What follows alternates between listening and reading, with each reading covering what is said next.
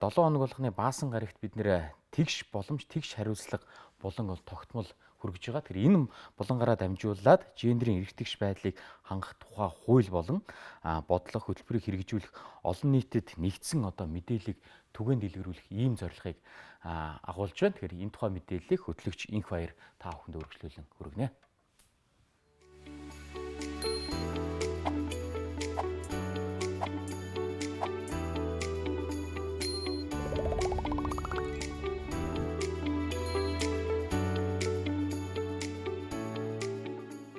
Монголын үндэсний олон нийтийн телевизийн өглөө хөтөлбөрийг үзэж байгаа эрхэм мөндөд үзэгчид та бүхнийхээ энэ өглөөний амар амгалан айлтгая. Гендерийн үндэсний хорооноос санаачлан тэгш боломж, тэгш хариуцлага болонгийнхаа 3 дахь дугаарыг та бүхэнд хүргэхэд бэлэн болоод байна. Ингээд та бүхнийг дэлгэцнээ анхаарлаа хандуулахыг хүсье. Та бүхэнд өмнөх 2 дугаарыг бас товчхон сануулбал бид нар анхны дугаараараа хүүхэд бүр цэцэрлэгт хамрагдах нь ямар гендерийн мэдрэмжтэй ач холбогдолтой шийдвэр болж байгаа. Мөн 2 дахь дугаараараа тэгвэл яагаад өнөөдөр бид нар хүн амын тал хувь тэр дундаа хөдөлмөрийн насны хүмүүсийн тал хувь болсон эмэгтэйчүүдийнхаа хөдөлмөр эрхлэлтийг зайлшгүй дэмжих шаардлагатай вэ? Мөн тэдэнд тулгамдаад байгаа саад бэрхшээлийг арилгах гээд ямар тусгайлсан бодлогод явуулахын талаар хүргэсэн байгаа. Тэгвэл өнөөдөр бид нар хүүхдүүд маань цэцэрлэгт явчлаа. Тэгвэл ээжүүд маань хөдөлмөр эрхлэлтийг төрөөс тодорхой түвшинд дэмжижлээ. Тэгвэл ээжүүд маань, аавууд маань ажлаа сонгоод ирэхэд ажлын байр маань өнөөдөр гендерийн мэдрэмжтэй байж чадж байгаа юу гэсэн энэ дугаарыг та бүхэндээ танилцуулнаа. Тэгэхээр дэлгэцнээ анхаарлаа хандуулъя. За, ажлын байр нь ажилтнаа ээлтэй байгаа. Тэгвэл энийг хамгийн энгийн байдлаар бид нар юу гэж ойлгож болох вэ? За, танай байгууллага өнөөдөр эрэгтэй эмэгтэй хүмүүсийнхээ ялгаатай хэрэгцээг анхаарсан ариун цэврийн 0-той юу? За, танай байгууллага өнөөдөр урт хугацаанд декрет буюу жирэмсний амралт оруулаад амраад орж ирж байгаа ээжүүдтэй өнөөдөр татан сургалт явуулж байгаа юу? Хөдөлмөрийн дотоод журам маань өнөөдөр эрэгтэйчүүд зохиолн ажилдаг байгууллага, эмэгтэйчүүд зохиолн ажилдаг байгууллага бол өнөөдөр тэдний ялгаатай онцлог хэрэгцээнд нийцсэн ажлын байрны хуваарлалт, цагийн зохицуулалт, менежмент өнөөдөр танай байгууллагад байгаа юу гэдэг эдгээр асуултуудыг бид нар хамгийн энгийн байдлаар өөрсдөө тавиад үзье. Тэрэн дотроо өнөөдөр бага насны хүүхдээ харангаа ажил хөдөлмөр хийж байгаа аавд болон ээжүүдэд ажлын байр маань өнөөдөр гендерийн мэдрэмжтэй байгаа юу? Тэр дундаа хүүхдийн цэцэрлэг байгаа юу? Танай байгууллага дээр хүүхэд харах өрөөнүүд байгаа юу гэдэг. Энэ зохицуулт нь өөрөө биднэрт яагаад зайлшгүй шаардлага өнөөдөр дэлхийн нийтийн хүрээнд бий болж байгаа вэ гэхээр доктортой хөгжлийн бодлогын хүрээнд хэнийг ч архигдуулахгүй зарчмын хүрээнд өнөөдөр бид нар хөдөлмөр эрхлэлтийг дэмжих иргэн бүр ажилдаа орлоготой байхын тулд тухайн байгууллага өөрөө зайлшгүй гендерийн мэдрэмжтэй зохицуултыг бий болгох шаардлага хэрэгцээ олон улсын өмнө бий болж байгаа. Мөн энэ дээр болвол олон улс оронд болвол хувийн, төрийн, иргэний нийгмийн сэтгүүл зүйн салбар гээд өмчлөөс үл хамааран бүхий секторт бол энэ зохицуултуудыг бас тодорхой хэмжээнд хийх гээд зорж байгааг бол та бүхэндээ хэлэхэд таатай байна. Байгууллагад цэцэрлэгтэй болох үйл ажиллагаа бас нэлээд сүүлийн үед бол манай улс оронд бол өрнөөн дэлгэр бол түгээгдэж байна. За, энэ дээр бол яг өнөөдөр та бүхэнд Монголын үндэсний олон нийтийн телевиз өөр дөрөө цэцэрлэг байгуулсан. За, мөн гендерийн үндэсний хорооны ажлын алба цөөн ажилтнтай учраас хүүхдийн амрах өрөөг бий болгосон. За, мөн өнөөдөр та бүхэн харж байна Архангай аймгийн онцгой байдлын газар дээр маань өнөөдөр бас ажил арга гэрийн тэнцвэрт байдлыг хангах зохицуултыг бол хийгээд явж байгаа.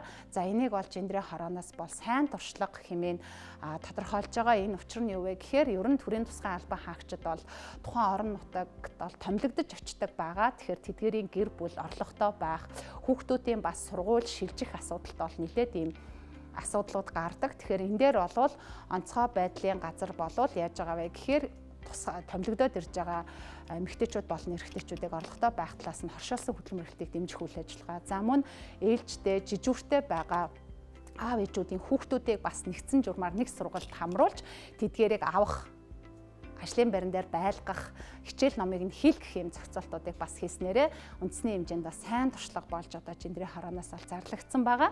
За, мөн өнөөдөр бид нар бас энэ агцуудыг харах юм бол өнөөдөр төрийн захиргааны төв байгууллага буюу 14 нь яамнаас болоод 21 оны байдлаар 14 яамнаас бол 4 яам маань өнөөдөр өөр дөрөө цэцэрлэгийг байгуулсан байна. 4-5 яам маань хүүхдийн өрөөнүүдийг тохижуулсан байна. За мөн өнөөдөр бид нар төрийн байгууллага юм байгаа бол энэ санаачлагууд бас хувийн хөвшилд хэрхэн явагдаж байгааг бол харъя. Тэгэхээр өнөөдөр хувийн хөвшилд бол говь компани маань өөр дээрээ цэцэрлэг байгуулсан. За мөн манай энэ байгууллагууд тийм ээ хувийн хвшлийн байгууллагууд маань өөр дээрээ сайн санаачлагуудыг бий болгоод бага насны хүүхэдтэй аав ээжүүдийг дэмжих юм бодлогуудыг баримталж байгаа гэдгийг та бүхэнд бас дуулгах гэж таатай байна. Дараагийн нэг авч хэлцэх асуудал тэгвэл бид нар өнөөдөр гендрийн мэдрэмжтэй ажлын байрыг бий болгох гээд ямар зохицуултыг бид нар хийх вэ гэдэг нь бол айгүй чухал байдаг. Тэгэхээр юуны өмнө та бүхэн энэ шийдвэрийг гаргаж энэ шийдлийг зохион байгуулалтыг хийхдээ зөвхөн тухайн харилцаа зохицуулж байгаа хөдөлмөрийн хуулийг л хаардаг. Тэгвэл бид юу гэж зөвлөж байгаа вэ гэхээр эхлээд биднэрт үндсэн хууль байгаа. Бид нар Монгол Улсын үндсэн хуульд бол хөдөлмөрлөх эрх тийм ээ. За ажлын байрны аюулгүй орчинд ажиллаж амьдрах энэ бүхий л одоо үндсэн эрхүүд маань байдаг. Тэгвэл гендрийн эрх тэгш байдлыг хангах тухай хуулийн дээр бол хөдөлмөрийн харилцаанд дах гендрийн тэгш байдлын баталгаа гэдэг бүхэл бүтэн зай бүлэг байдаг. Тэгвэл энэ бүлэг дээрээ бид нар юуг анхаарах зайлшгүй шаардлагатай вэ гэдгийг нэрэвчлэн тусгасан байдаг. Хөдөлмөрийн аюулгүй байдал тэр дундаа өнөөдөр бид нар эрэгтэй эмэгтэй хүмүүсийнхаа ялгаатай хэрэгцээг анхаарсан зохицуултуудыг хөдөлмөрийн дотоод журамдаа тусгаж өгөх юм асуудлууд байдаг. Ингээд дараа нь бид нар хөдөлмөрийн тухай хуулийн шинжилсэн найруулга тэгээд хөдөлмөрийн дотоод журам гэсэн эдгээр бид нар хуулиудыг багцаар нь бид нар бас уялдуулах нийцүүлэх юм шаардлагууд бол гарч ирдэг. Тэгэхээр өнөөдөр бол ажлын байр гэдэг болвол хүний амьдралын хамгийн нөгөө идэвхтэй бас цаг хугацааг бид нар ажлын байран дээр өнгөрөөдөг. Тэгэхээр ажил дээр ирж байгаа албан хаагчид болвол хэдийгээр аав, ээж, ах, эгчийн дүрээр ажил дээр ирж байгаа ч гэсэн тухайн ажлын байр маань ажилтнаа ээлтэй буюу аз жаргалтай байх, хүчирхийлэл дарамтгүй байх, ижил үн цэнд бүхий ажилд нь ижил цалин олгогддог байх, ялгуурлан гадуурхалтаас бид нар ангид байх, ажлын байрны бэлгийн дарамт өртдөггүй байх. За тэгээд бага насны хүүхэдтэй бол тэр асуудлыг маань шийдвэрлэхэд байгууллага маань өөрөө анзаардаг байх, хувь нэмрээ оруулдаг байх. За жирэмсний амралтаа амраад ирсэн ээжид бол өнөөдөр давтан сургалт олгодог байх. Энэ маань өөрөө боломж олгогдчихэж араас нь хариуцлага нэгтэг энэ тогтолцоо маань өөрөө зүй ёсороо бас бүрдэж өгдөг. Тэгэхээр энэ дээр нэг их хэмжээний мөнгө ч юм уу заавал тусгайлан хүний нөөцөөр шаардлагагүй зөвхөн удирдлагын манлайлал байгууллагын одоо зөв соёлыг одоо бид нар бий болгож ажилласнараа тухайн байгууллагаас зардал гэхээсээ илүү ашигтай харилцан хамтын ажиллагаатай хүний нөөцөө зөв зохион байгуулсан үйл ажиллагаа маань бүрддэг гэдгийг бас онцолж дэлхийн улс орнууд бас энэ хандлага руу явж байгаа гэдгийг бас хэлхийг хүсэж байна. За энэ дээр бид нар ямар хүчин чармаалт бас та бүхэн зөвлөхийг хүсэж байгаа вэ гэхээр мэдээж тэгвэл ажлын байрны гендрийн мэдрэмжтэй ажлын байрыг яаж бид нар бий болгох юм бэ? Энэ дээр ямар заавар, ямар аргачлал байгаа вэ гэдэг дээр бид нар бас суралцах хэрэгтэй байдаг. Тэгэхээр өнөөдөр гендрийн хуульд бид нар нийцүүлээд ажлын байрны гендрийн мэдрэмжтэй бодлого гэдэг ийм баримт бичгийг бол боловсруулсан. Тэгэхээр энэ бодлогын баримт бичиг нь бол зорилттой тэгээд дээр нь бол бас үйл ажиллагааны төлөвлөгөөтэй байгаа. Тэгэхээр байгууллагын ажил олгогч ажилтнууд та бүхэн тухайн ажлын байрны бодлоготой шууд танилцаа тодорхой үйл ажиллагаануудыг хөдөлмөрийн дотоод журам руу шууд ишлээд оруулах бүрэн боломжтой байгаа. Тэгэхээр өөрөөр хэлбэл аргачлал заавар бол биднэрт бол байна. Гагцгүй бид нар энийг нөгөө хөдөлмөрийн тухай хуулийн шинжилсэн найруулгатай нийцүүлээд та бүхэн яг одоо хөдөлмөрийн дотоод журмаа шинжилж байгаа болвол мөн ажлын байрны гендрийн мэдрэмжтэй бодлогын баримт бичгийг мөн зэрэгцүүлээд бас илүү бүтээмжтэйгээр хийх юм бол үр дүнтэй харагдана гэдгийг бас та бүхэнд хэлхийг зорж байна. За дараагийн нэг бичиг баримтыг бас та бүхэндээ танилцуулъя. Өнөөдөр ажлын байрны бэлгийн дарамтаас ангид байх, ер нь ажлын байранд дарамт хүчирхийлэлээс ангид байх чиглэл болвол эхний ээлжинд бол төрийн байгууллагын түвшинд бол мөрдөх хүлгэрчсэн загварыг бол хөдөлмөр нийгэм хамгааллын яам хүний эрхийн комисстай бол хамтарч баталж одоо мөрдүүлэх ингээд танилцуулах шатандаа явж байна.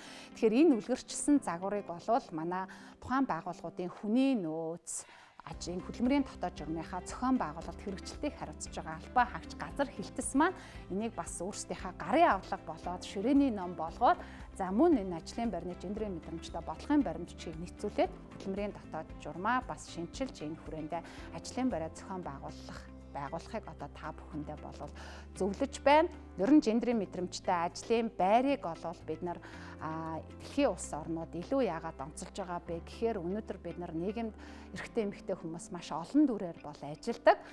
Гэхдээ аав, ээж, ах эгч өвөө эмээгийн дүрээр та ажлын одоо байранда та амьдарч байдаг. Тэгэхээр өнөөдөр энэ бүх зохицуултыг тухайн байгууллага бас анхаардаг, анзаардаг. Өөрөөр хэлбэл та хийх л ёстой гэхээсээ илүү тухайн ажлыг гүйцэтгэхэд танд өнөөдөр юу саад бэрхшээл болоод байна? Танд ямар одоо тулгымцсан асуудлууд байгаад байна гэдгийг сонсдог, тэрийг нь шийдвэрлэдэг. Өөрөөр хэлбэл танд боломжийг олгодог, буцаагаа танаас хариуцлагыг нэгдэг. Тэгэхээр энэ тогтолцоо болвол илүү нөгөө зөв зүйтэй юм аа гэдгийг дэлхийн улс орнууд бол бүрэн хүлээн зөвшөөрч байгаа. Үнэхээр гендрийн мэдрэмжтэй ажлын байрыг бий болгохын төлөө та бүхнийг хичээнгүйлэн одоо албан хаагчдаараа хамтдаа энэ ажлыг одоо зорихыг болвол уриалж байна. Ингээд бид нар гендрийн тэгш байдал гэдэг нь бол эмэгтэйчүүдийн тухайч биш, эрэгтэйчүүдийн тухайч биш. Өөрөөр хэлбэл ажлын байрыг хүн амынхаа бодлогодоо зориулж одоо ажиллах, нийт хүн амынхаа одоо хүс тухайн онцлог хэрэгцээнд одоо зориулж ажиллах үйл явдал гэдгийг л бид нар бол илүү онцлохыг бол та бүхэндээ хүргэж байна. Ингээд өнөөдрийн дугаар маань өндөрлөж байна. Бид дараагийн дугаараараа таны хүүхэд цэцэрлэгт хамрагдлаа, та хөдөлмөр эрхлэх боломжтой боллоо, ажлын байр маань гендрийн мэдрэмжтэй боллоо. Тэгвэл дөрөвдөх дугаараар та бүхэндээ гэр бүлийн дэмжлэг танд хэр их байгаа вэ гэдэг сэдвээр та бүхэнтэйгээ эргэн уулзсан өглөө хөтөлбөр үргэлжилж байна.